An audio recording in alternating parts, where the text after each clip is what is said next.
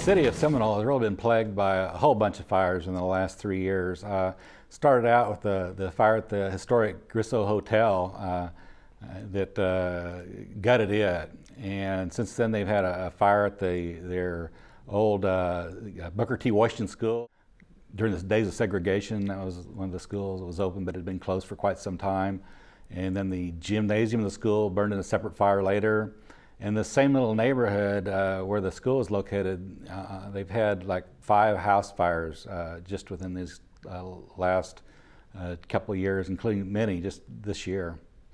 So these fires have caused a lot of suspicions in the area, people wanting to know what's going on. And it also happened at a time when the city was coming out with its urban renewal plan. And these properties are located within that area that the city had targeted for trying to eliminate some urban blight and replace it with those properties.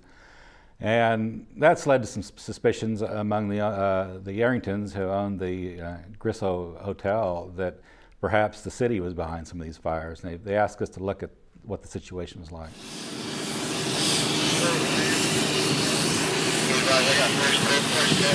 Well, when we first came home and discovered our entire property was consumed in fire, we weren't getting any answers from anyone. We had to actually go ourselves to the fire chief and ask for information. What's going on? And he said it's all in the hands of the fire marshal.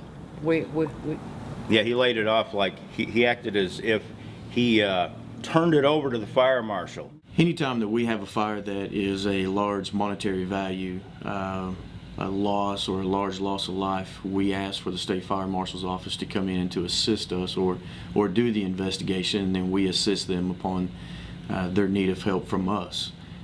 The reason for this fire, we asked the state fire marshal to come in is because it was a very historical building for the city of Seminole, and in return had a large monetary loss. The most that was done was 10 pictures from the outside. They never entered the building, never took samples. They claimed that it was too unsafe, and here we are 2.5 years later with earthquakes and storms and everything still standing. The investigation of the hotel itself has been a disaster. I've looked at a memo from the state fire marshal's office that was brought in to investigate, and they essentially acknowledged the investigation was botched.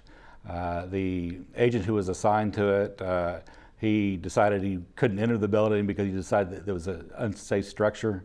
There were some pictures taken from the outside. There were questions raised because the owners had given them a number of names to interview and they weren't interviewed.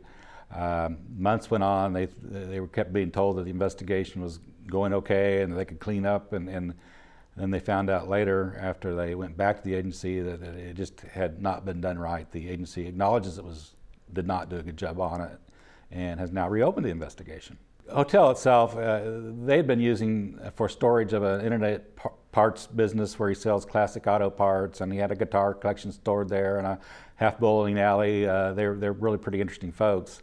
But the city, they didn't think liked the way they were using the property, and they were kind of gradually making improvements, they said. It was taking a number of years. I think the city was anxious to get the property to be an ongoing business that would bring people to downtown, and that they think as a result the city wanted them out and maybe decided to speed it along. What are the odds 4 properties in their urban renewal plan would just go up in smoke? Yeah. So, in what, 2 years? Yeah. I've heard those concerns, but I can't express in words how absurd those kind of claims are. The city has not participated in any way with any destruction of property until we're called upon to do demolition services in an urban renewal function. That's not what we do. I don't think we're any different than any other small town or any big town in Oklahoma. Everybody at some point is going to fight a rash of fires.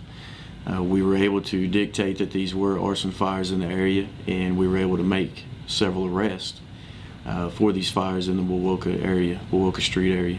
At this point in the game, do you still want to acquire the hotel? Do you still want to acquire those areas as part of the urban renewal plan that you're looking at that area? No, I think we would have to defer to the Urban Renewal Board.